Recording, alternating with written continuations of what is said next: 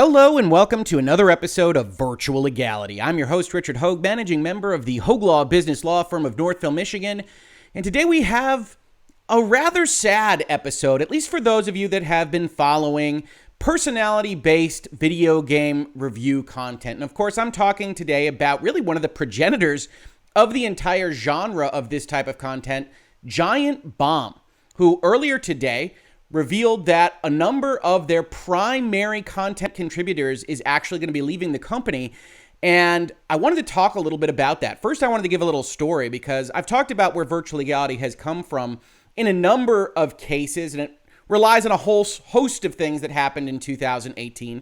But one of those was a couple of years before that, actually, when I found Giant Bomb. Wasn't really familiar with the guys other than seeing their names at GameSpot when they worked there, and found myself needing to train for a long run. Don't give me too much credit. It was taking me a very long time to do that run, and so I needed a lot of content that would, my apologies, Giant Bomb and everyone else affected, be a little bit mindless as I slowly lost my mind training for this run on a treadmill in the winter inside in Michigan. And lo and behold, I found myself getting a trial to Giant Bomb and really enjoying that kind of content in a way that I hadn't anticipated. It was, in fact, that enjoyment that led me from going from Giant Bomb over to the Easy Allies, where I know a number of you who follow Virtual Legality found me, where I sponsored the Easy Allies for the better part of a few years, and was very happy to do so as those gentlemen talked about video games in a way I very much enjoyed and continue to do so even now, even though they don't take Patreon sponsorships any longer. So with that as background, it was today announced on Reset Era, that's watching the Bombcast, their podcast they put out every week, that it was announced that Vinny Caravella, Alex Navarro, and Brad Shoemaker will be leaving Giant Bomb. And that's a big bit of news. If you don't have any familiarity with their podcast, these are three big names that are very much associated with the brand. Really, some of the biggest names outside of Jeff Gerstmann, who has said that he will be staying at Giant Bomb throughout this process, or as he said in this tweet, we'll have some stuff to say about where Giant Bomb goes from here a little later this week or next. Kind of a lot going on over here right now. And so I looked at this and I said, that is pretty odd. And having worked in commercial transactions and as a corporate mergers and acquisitions lawyer for a long time, I looked at that and said, when three people announce that they're leaving simultaneously at the top of a month, that rings bells. That raises red flags for me that something contractual might be at issue. And this video is mostly speculative based on these kinds of things, but it's still a useful thought experiment for when you are thinking about announcements like this one. Or as I tweeted, yeah, that sure looks like a 6-month key employee service requirement / bonus concept attached to the sale of the CNET Group to Red Ventures on October 30th, 2020. To which a number of people properly asked me, what? What do you mean by that? What does all that mean? So let's talk about that as part of this video. So in order to tell this story, we have to look at what happened late last year. Here is a Game Industry Biz article entitled Viacom CBS is selling the CNET Media Group to digital marketing company Red Ventures. You can see the date here is September 14th, 2020. The article says the digital media and marketing company Red Ventures is going to purchase this group for a total of $500 million, and that the media group includes gaming outlets GameSpot and Giant Bomb, of course, at issue today. Now, shortly after this announcement in September, we started to get articles like this one over at Gamasutra, who said unknown number of layoffs at GameSpot following Red Ventures deal on October 9th, 2020. Now, actually, this is a little premature. Red Ventures at this point in time on October 9th, 2020, doesn't yet own the CNET Group. So what we are looking at when they have an article like this that says a number of GameSpot employees have been laid off following its acquisition by Red Ventures is actually preparation for Red Ventures' purchase, because their purchase didn't happen, as they announced in their own press release, until October 30th of 2020. Red Ventures doesn't own the CNET Media Group until October 30th, 2020. Now, if you do the math at home, you can see that exactly 6 months after the closing of this purchase was April 30th, 2020. And the first Bombcast to take place after that April 30th, 2020 date was in fact this one on May 4th of 2021. So in talking about this, when I put out a tweet like this, I say, well, okay, so if it's exactly 6 months later, that should raise those flags and ring those alarm bells, because what happens when you buy a company? Well, one, as you're in the process of buying that company, from when you announce it in September to when you actually finalize it in late October, you are evaluating what employees you're going to keep. And this is all part of that transaction process. You are also determining, of those employees that you're going to keep, how are you going to contract them? How are you going to incentivize them to stay if you really like them? What does that look like for what we might call key employees? And having that discussion internally and with your sales partner, in this case, Viacom. Now, I also wanted to note here, as Viacom announced in their own SEC filings, and all of the materials we're going to look at for the rest of this video are publicly available. SEC filings, Bar Association. I am not revealing my personal client contacts, information, or agreements. So just understand that if you're checking out this video from the side that looks at my bar licensing. They said in 2020, we completed the sale of CMG, it's the CNET Media Group, to Red Ventures for $484 million, including an estimated working capital adjustment. Now, just in terms of reading one of these kinds of things, that means that when CNET turned over its assets to Red Ventures, they were $16 million short for what the two parties had agreed would be the cash position that they handed over the group. They were probably having a little bit of trouble operationally to have such a shortfall on a deal like this. We don't know. It's all speculation. But what we do know is that it was $16 million short. If, as Red Ventures announces here, and they wouldn't really lie about something like this, they bought the company for $500 million. Also worth noting, however, is that it wasn't all in cash. The purchase price consisted of a cash payment at closing of $459 million and a credit of $25 million to be used over 5 years for the purchase of advertising and data from Red Ventures. So Red Ventures owns the CNET Media Group and was able to pay for $25 million of this acquisition by telling Viacom that they could get advertising on their sites or that they could otherwise license data from those sites up to the value of that $25 million. So when we talk about things like contracts, as we did when we were talking about the purported agreement between Sony and Capcom for Resident Evil Village and things like that, that said, hey, we're not giving you cash money, we're giving you $5 million of marketing. That kind of thing can happen even in the case of a $500 million deal. Now, what else happens in a deal when you're acquiring a company? Well, I've pulled up a term sheet from SEC and Edgar that talks about one of the things you're worried about if you're a buyer. Here is a term that they're going to negotiate as part of definitive documents that says, for a period of 3 years from the date of closing of this transaction, Mr. Brian Shapiro, who we don't know, but is part of the selling company here, agrees to continue in his existing role in running the operations of the company pursuant to a mutually acceptable management or employment agreement. Why is this important? Well, when you're buying a company, especially when we think about a media company, right? You aren't buying a factory. You aren't buying something that makes ball bearings or other forms of widgets. You are buying the people. And at least in America, we don't have slavery under contractual terms. So you have to make sure when you buy something for $500 million that the people you think are coming with that deal are somehow going to stay for at least a certain period of time. In this case, Mr. Brian Shapiro of this particular company was very important to the buyer. They wanted to make sure he was going to stay on with the company for 3 years. That's what their $25 million was buying. And you can see a term like this in all sorts of documents. Now, this is a huge, huge deal, right? $500 million. It's a multimedia purchase of multiple brands, multiple websites coming over. But when you do this, when you're doing your due diligence, if you're at Red Ventures and you're going to spend this money, you're going to evaluate who's going to stay on, who's not going to stay on. You're going to have certain people be told that you're not going to make the transition, which will be reported a little bit earlier than the acquisition actually closed, as being laid off following the acquisition, because honestly, it makes no difference to the employees who are unfortunately affected by something like this. But you're going to do it as part of the process, right? When you look at an asset purchase agreement, you see things like this throughout.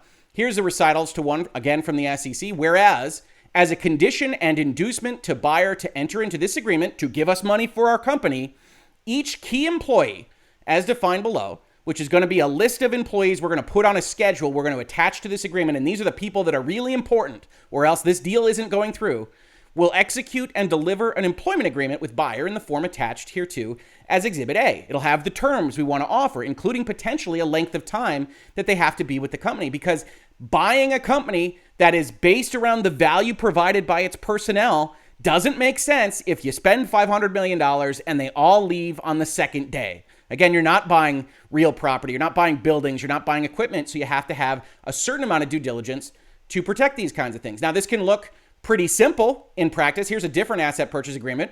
Buyer shall offer at-will employment effective as of and subject to the closing to substantially all employees of seller who are known by buyer to be employed by seller immediately prior to the closing, and seller and shareholder shall use their best efforts to get the applicable employees to accept such offer. This is the simplest way of writing something like this. All right, I'm buying your assets, and we're going to offer employment that's going to be on basically the same terms to everybody because we're actually going to be changing companies, and you, seller, are going to do your best to make sure everybody comes over, but doing your best doesn't require that everyone comes over. Versus when we look at a recital like this, you need to make sure that you've got everybody on this key employee schedule signed up to this agreement, or I am not buying your company.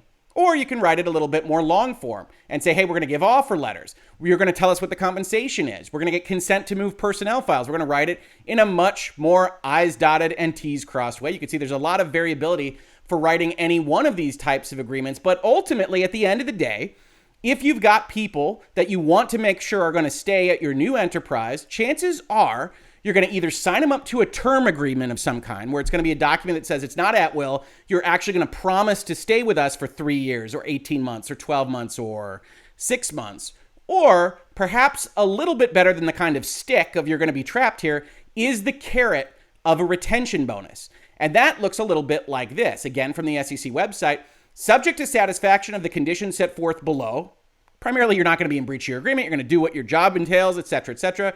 You will be paid a retention bonus in the amount of X dollars, payable in a lump sum within 30 days following the earlier of, in this particular case, March 31st, 2019, or a change in control if we sell the company again, as defined in your stock option grant letter, which is associated in some other capacity and doesn't relate to this particular issue. But in terms of corporate transactions, the buyer wants to make sure that certain of its assets are staying with the company. And you could write this to say, okay, if you stay with the company for, let's say 6 months, you get $50,000 or whatever amount of money makes sense based on leverage, based on your current salary, whatever it might be. And when you've got a document like that, if you've ever worked at a corporation or another company and you've got a bonus period that you're going to hit, that immediately after that is when people start to say, okay, I've gotten the money I was going to get, I've gotten the contract I was going to get, and then maybe I start evaluating things a little bit more. And so if you're Vinny Caravella, Alex Navarro, and Brad Shoemaker, and you do have a 6-month retention bonus or term that was associated with the purchase of your parent company on October 30th of 2020, the first time you start to really think about potentially leaving is probably on April 30th, 2021. And if you have been thinking about leaving and you're going to announce it, you might announce it in the immediate window following that. Said another way, let's say you're one of these gentlemen and you don't want to work for Red Ventures. It wasn't up to you. You don't own Viacom. You don't own the CNET Media Group. It gets moved around without your say-so. You go and you meet with your new bosses, and it's just not a great fit. Regardless of whether Red Ventures is the best people in the world, I don't know them from Adam, sometimes it's just not a great fit. But you've agreed to kind of sign up to this to make sure that the deal goes through. Red Ventures wants you to have maybe a certain amount of retention bonus, a certain period of time where they can try to convince you that this is going to work out, this is going to be a good idea, and that each party can kind of get to know each other a little bit better. And so you've got this document, and even if you want to leave, you say, well, I'll go earn my bonus, or I'll go not breach my contract if I've got some kind of term requirement, and we'll talk about leaving after that window is done.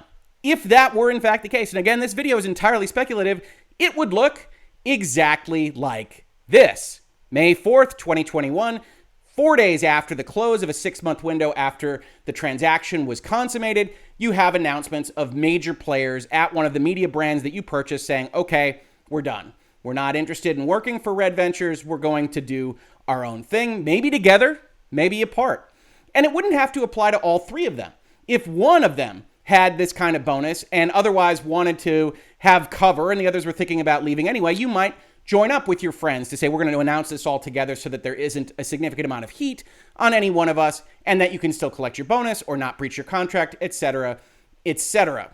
And so that's what this would look like. Now, some of you might point out, if you're big fans of Giant Bomb, that people left after the Red Ventures deal. The following October, after Red Ventures announced that it was acquiring the CNET Media Group, Abby Russell announced that she would be departing the site at the end of November 2020. In January of 2021, Ben Pack announced he would be leaving the site after the Game of the Year discussions concluded later that month. Those all would have been in a 6-month window.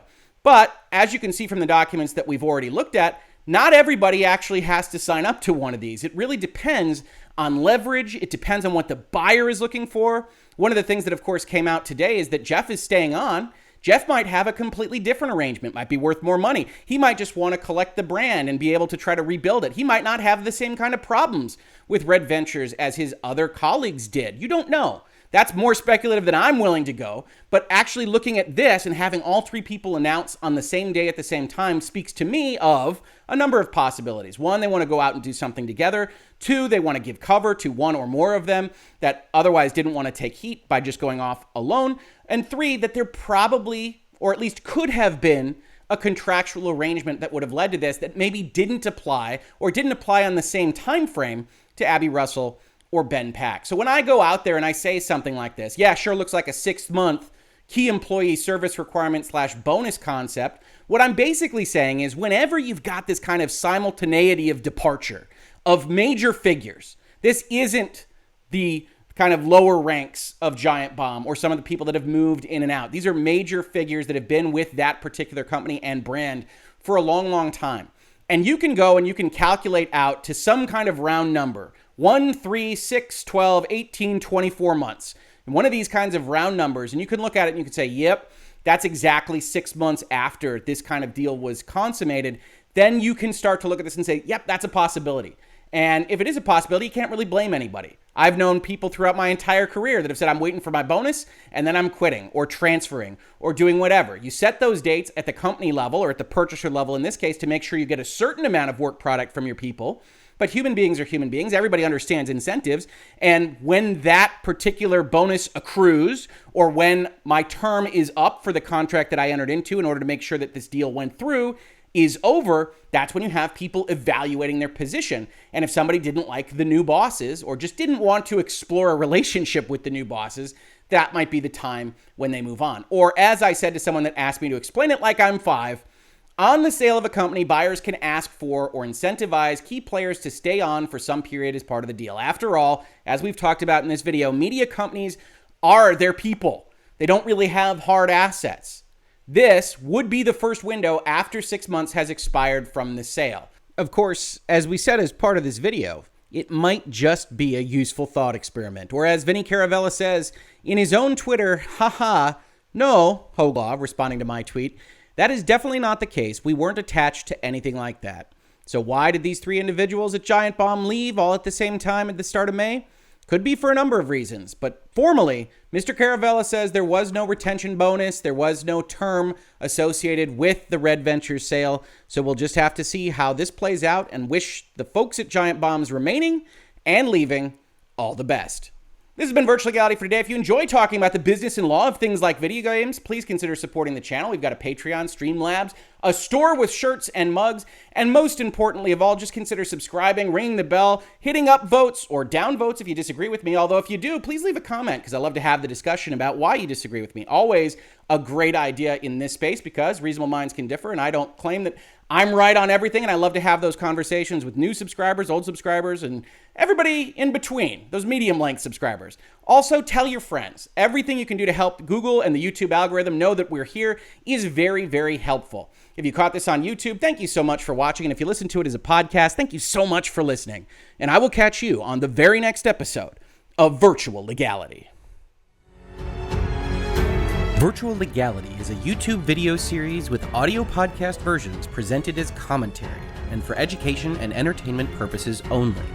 It does not constitute legal advice and does not create an attorney-client relationship. If you have legal questions about the topics discussed, please consult your own legal counsel.